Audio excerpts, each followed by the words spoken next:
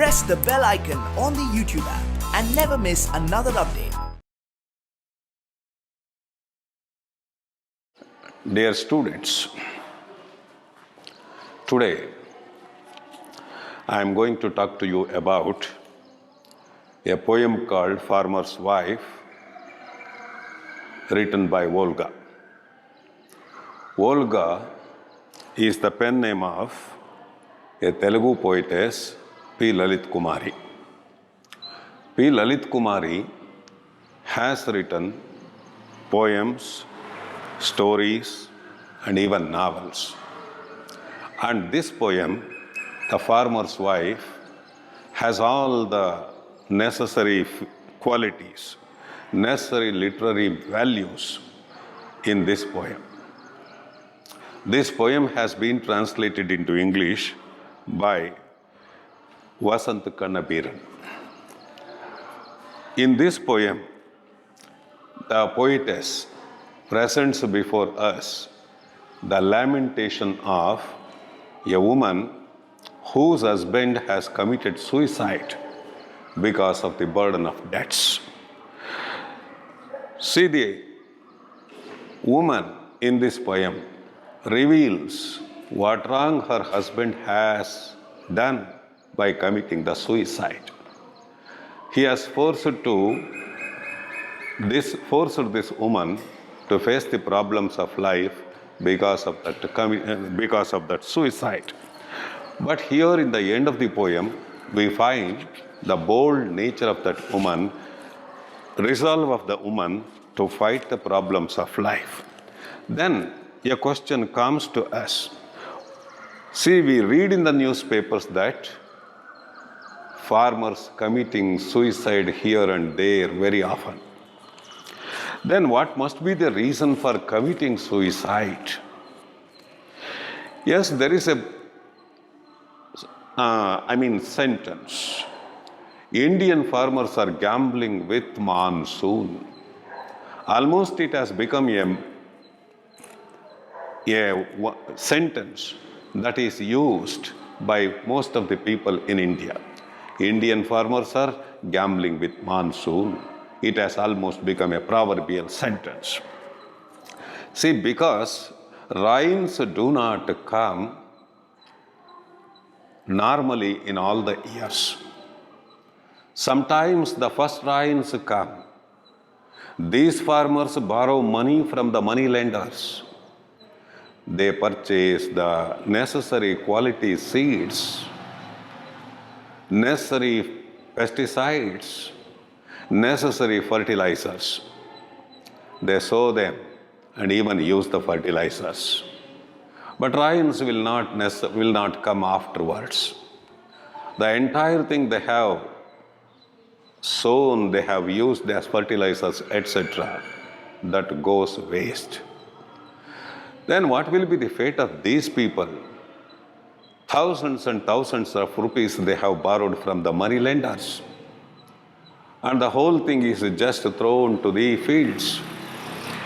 Fields have become dry. No crops at all. Drought season there. Because of the drought season, these farmers are pushed to some kind of difficulty. They do not know what to do to come out of such difficulty. Sometimes what happens? Heavy rains will occur. Yes, the crops are growing well in the fields.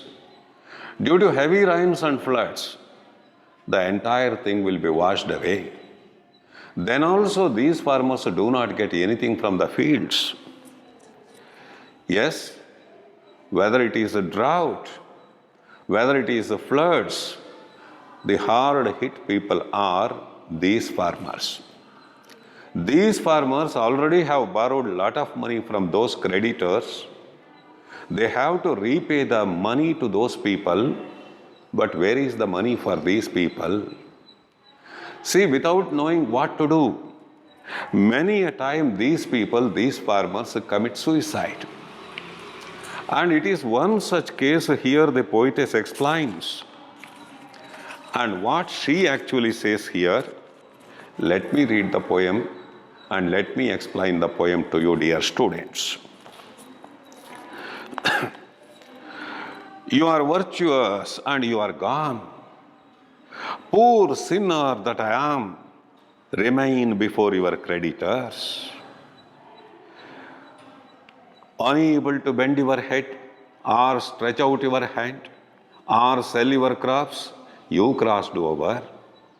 But I was born with a head bent, a hand outstretched, not used to being sold.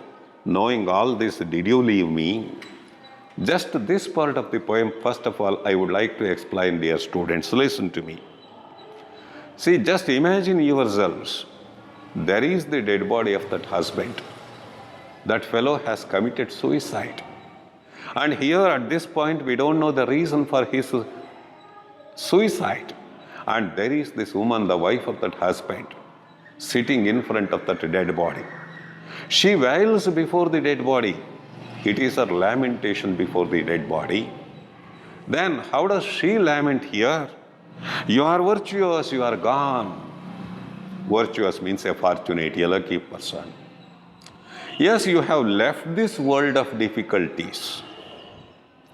You have gone and you are fortunate. Then what is the fate of this woman? She says, poor sinner, unfortunate fellow, I am here. That I am, remain before your creditors. See, creditors, the people who had lent money to that farmer. Farmer had borrowed money from those money lenders. See, now this woman is lamenting before the dead body of her husband. You are a fortunate fellow. You are dead. But I am unfortunate. I am living here. I have to face the difficulties of life. There are the creditors. Those creditors will demand money from me. They want a repayment of money what you borrowed actually, you borrowed. How could I face this problem? This is a question by that woman who is unfortunate here. Thus she laments about the first problem before her. Those creditors are not ready to leave that money. See, they are not ready to excuse that woman for non-payment of money. They want repayment somehow. This is the first problem here. I repeat it. I repeat the summary of the 4 lines. You are fortunate, you are gone, leaving the problems of life to me. I am an unfortunate woman. I am living here. I have to face the problem. I have to face the creditors. Creditors demand money from me. How could I do that? How could I come out of that problem? That is the question of this woman. Next. Unable to bend your head or stretch your hand or sell your crops, you crossed over. Yes, unable to bend your head. A self-respecting person you are, you were. You never bent your head before anybody. You lived a dignified life, of course. Stretch out your hand. Never begged anybody for any kind of favor. You lived a self-respecting life. Never begged anybody for any kind of favor. But what about the money borrowed? It is just a business. Money lender lends the money. The borrower borrows the money, and borrower has to return that amount along with interest. As he returns the money along with interest, it is not a favor from that creditor. So that is why this woman wails before her husband. You lived a dignified life. You never stretched your hand for favor from anybody or sell your crops. Sell your crops here means no crops at all in the fields.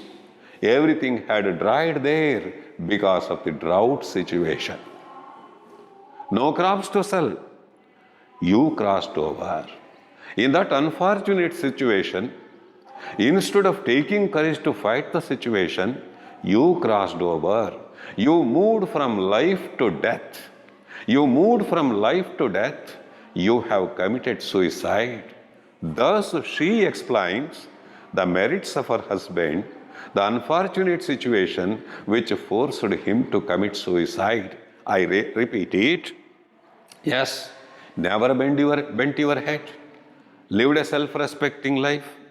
You never begged anybody for any favor, but the crops failed actually in the fields. That unfortunate situation forced you to cross over, that is from life to death. That means you committed suicide. In the next lines, she just presents before us her own situation in the society. As he is a lucky person, he has committed suicide. Nobody will question him now. But opposite idea. Wherever but comes, an opposite idea, opposite expression will be there for the previous expressions.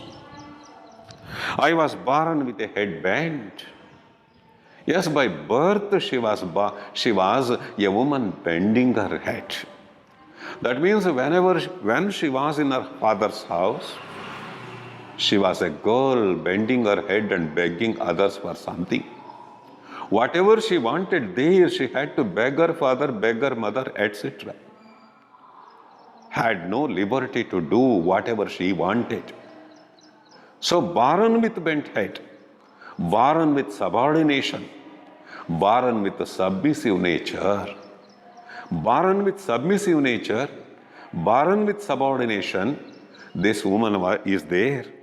Not unused, a hand outstretched, always begging for favor, the members of the family there and members of the family here also. I was a begging hand before you, even to purchase, even to buy some vegetables, I had to beg you. A begging hand in my parents' house and a begging hand in your own house. No liberty to do the work on my own. Not unused to being sold. Not unused to being sold means quite adjusted to being sold. That means that she was sold from the parents' family to the husband's family. She moved from that parents' family to this husband's family long ago. Yes, she was a soul. She was a person sold to the husband's family, just like animals sold in the market. Not unused being sold. Yes, I know that one. It is quite known to me that I am being sold to your family. She puts a question to the dead husband. Knowing all this, did you leave me? Knowing all these things about me, a submissive woman, always having a begging hand, a woman sold from the parents' family to the husband's family, knowing all these things about me, did you leave me? Why did you leave me? By committing suicide, you have left me here to face the problems of life. How did you take that kind of courage? What a bad thing you have committed. She questions her husband. Next thing. You found release with poison, poisoning my bitter experience. The cotton crop is but yesterday's, but our family. Another question here. You found release with poison. Yes, here we come to know how that farmer has committed suicide. By consuming poison, he has committed suicide. He ended his life. Poisoning himself, yes, you found release with poison, found freedom. Now you are a free man, free soul. You committed suicide and ended your life. But at the same time, what is the opposite condition of this woman? Poisoning my bitter experience, bitter existence. My existence on this world, my life on this world, this society, it has become a poisoned one. Why that life has become a poison to this woman? She has to face the problems of life. She has to take the responsibility of the entire family. She has to shoulder the responsibility of the family. So, Just by committing suicide by consuming poison, you have made my life a bitter one, a bad one. Then the cotton crop is but yesterday's. Cotton crop is but yesterday's, only yesterday's. Yes, previous year's cotton crop. Cotton crop is a thing that is past. Cotton crop is lost there. Just because of the loss of cotton crop, you committed suicide, but our family? Then why did you leave the family behind? Before committing suicide, did you not think about the family? She questions her dead husband. Crop is of course lost. Next year we can grow the crop. There is a possibility. Then what about the members of the family, wife, children and others? What courage did you get to leave the family here and just forced you to commit suicide because of the loss of crop, she questions. And in her opinion, family is more important than the loss of the cotton crop. So, without considering the family is more important than the cotton crop, you committed suicide. Why this blunder? Why was this blunder committed? She questions her dead husband with mild words. She has not used any bad word to her dead husband. Even now she has respect to her personality. But see the unfortunate situation of this woman who is there to face the problems of life. Then, next lines. How often have I drowned in it? How many times have I escaped death? Whether you abused or reviled me, kicked me when you were drunk, I thought he is but a man. Little did I dreamt you would deal me a death blow like this. See further accusation of this woman at her husband. And here also she doesn't use any bad word about that husband. She just presents before him her own suffering in the family in those years. How often have I drowned in it? Yes, many a time she was drowned in the difficulties of the family. It was a poor family, of course. Drowned in the difficulties of the family. How many times have I escaped death? Almost she had come to the decision to end her life, but she escaped death, though she was drowning in the difficulties. Difficulties almost pushed her to death, but she was not ready to accept death. She faced the difficulties and came out of the problems. She was almost drowned in the difficulties, but she came out of that. She did not take the decision to commit suicide. Whether you abused or reviled me, kicked me when you were drunk. Yes, these were the difficulties in the family. Whether you abused, yes, he had used many bad words to this woman for no fault of hers. Reviled me, that means insulted me with your bad words. Kicked me when you were drunk. Yes, he had kicked that woman with his leg. Yes, kicking is with leg only. But this woman tolerated all such bad treatment of her husband. That is, she was drowned in the family difficulties many a time. Almost she was near to death, but she did not accept death. Death was not a solution according to that woman. She came out of the problems. She tolerated the torture that was given by that husband, bad husband. He had abused her, insulted her, and even kicked her in his drunken mood.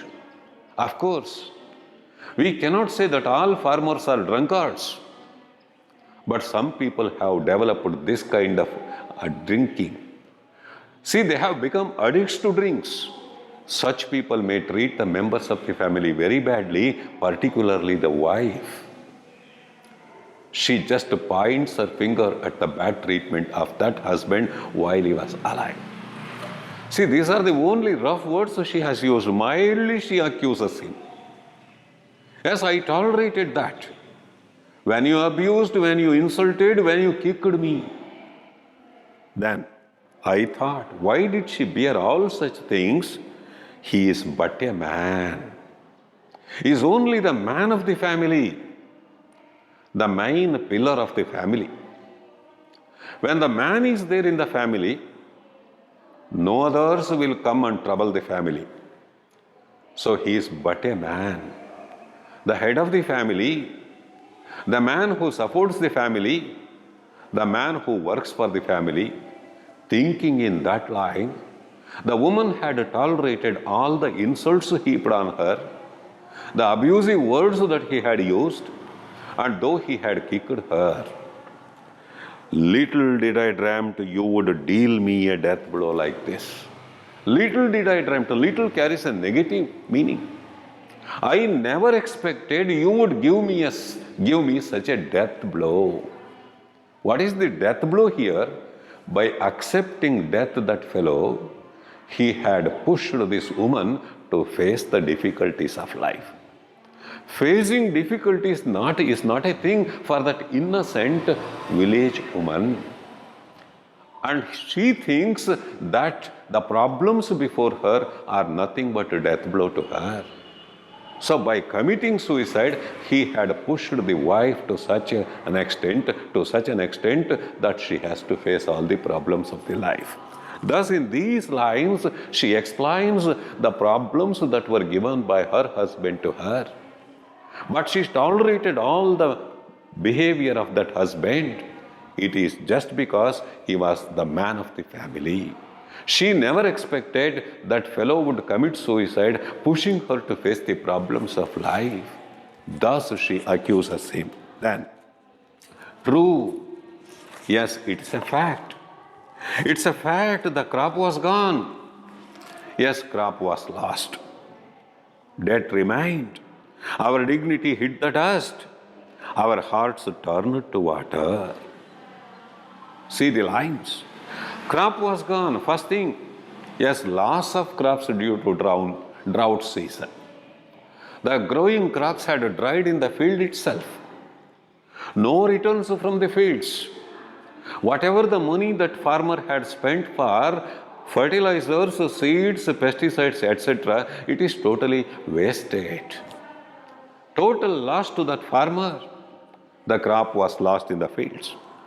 Debt remained. See, when there was no returns from the fields, how could he repay the creditors? Automatically, debt remained. The money that was to be repaid was there, of course. Our dignity hit the dust. That means the dignity of the family, the prestige of the family has gone down. Dignity hit the dust. Prestige of the family was lost. Till that time, the family lived with some prestige, lived with respect. The people of the society respected them. People of their village respected them.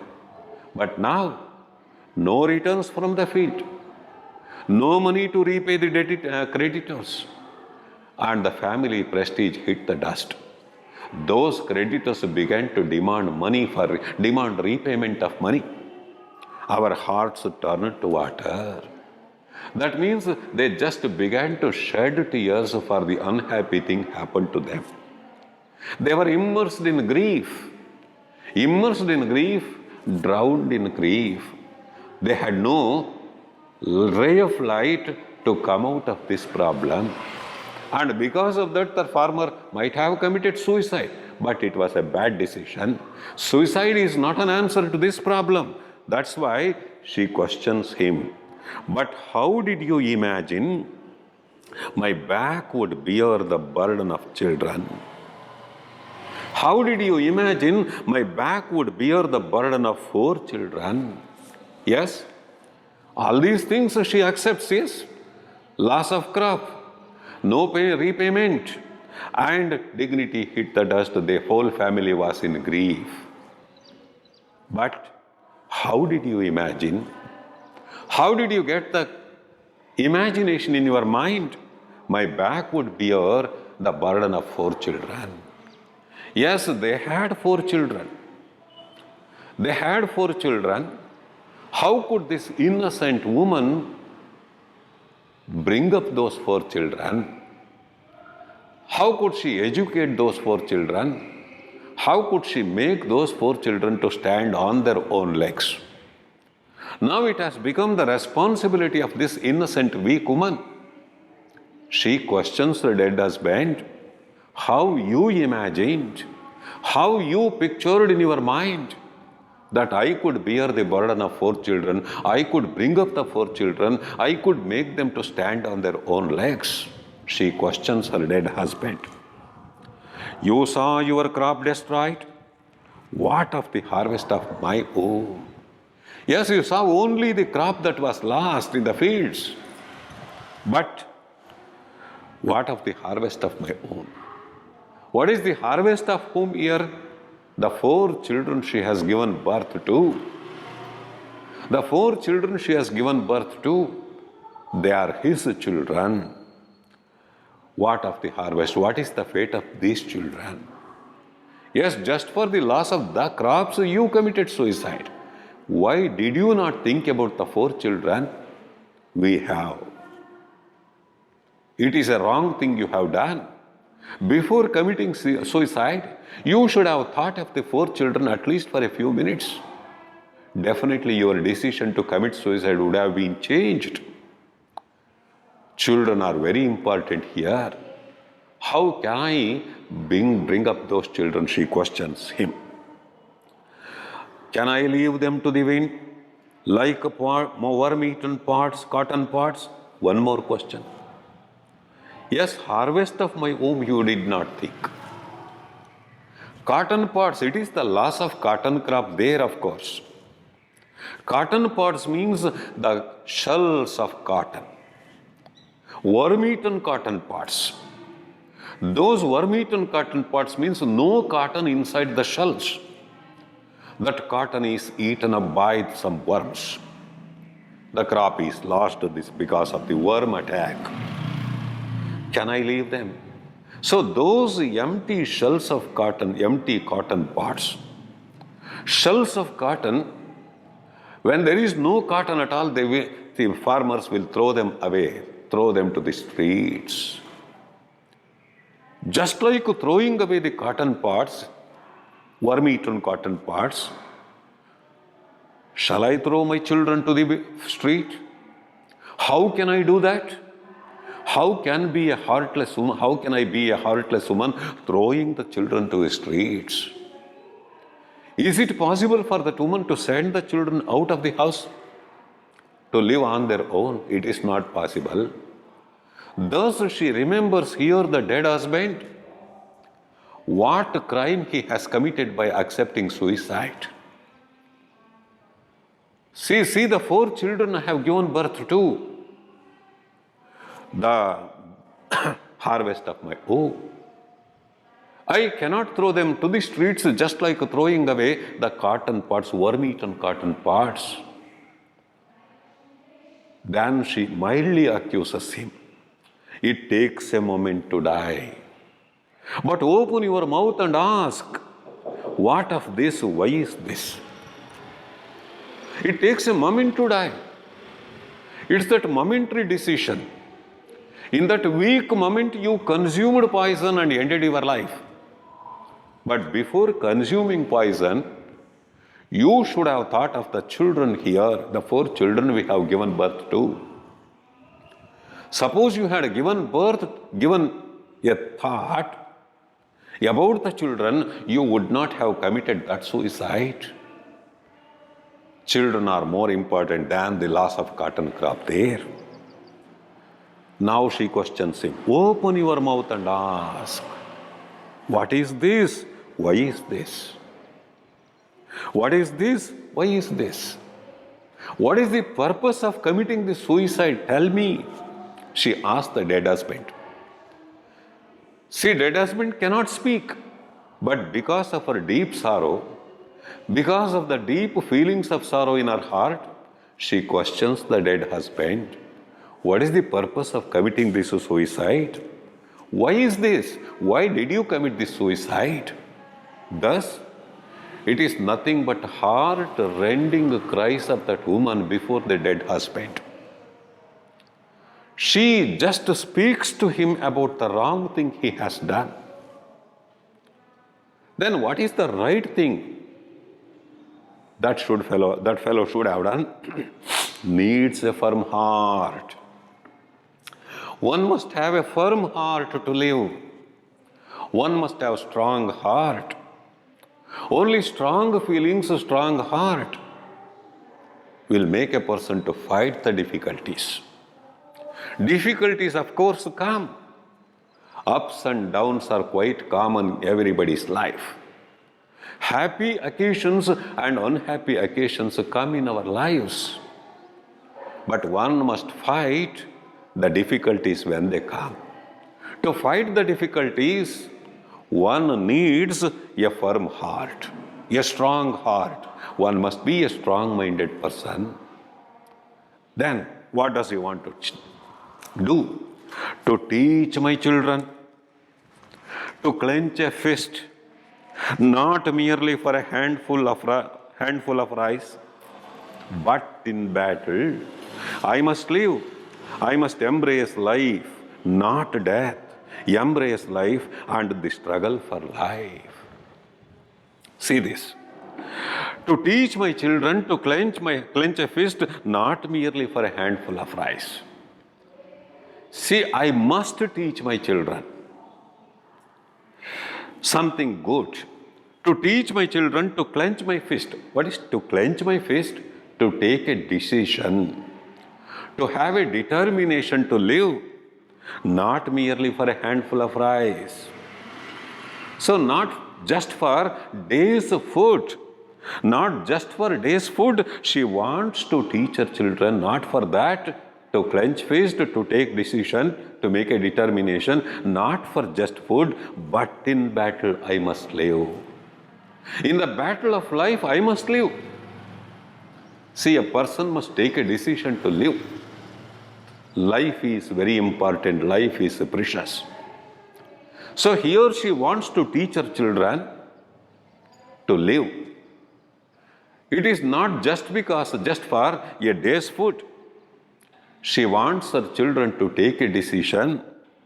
She wants her children to take a decision not for just a day's food, but to live. I must live. That must be there in the heart of everybody. Because life is precious. I must live. I must embrace life, not death. This lesson she wants to teach her children. This lesson she wants to teach her children. She wants to teach the children to take a decision that everybody must live. Accepting death is nothing but a cowardly act. One must try to face the problems of life. I must embrace, I must accept. I must accept life than death. Life, not death. Embrace life and the struggle for life. We must struggle to live. We must accept life. We must not accept death. This valuable lesson she wants to teach her children. Thus, she is a strong-hearted woman.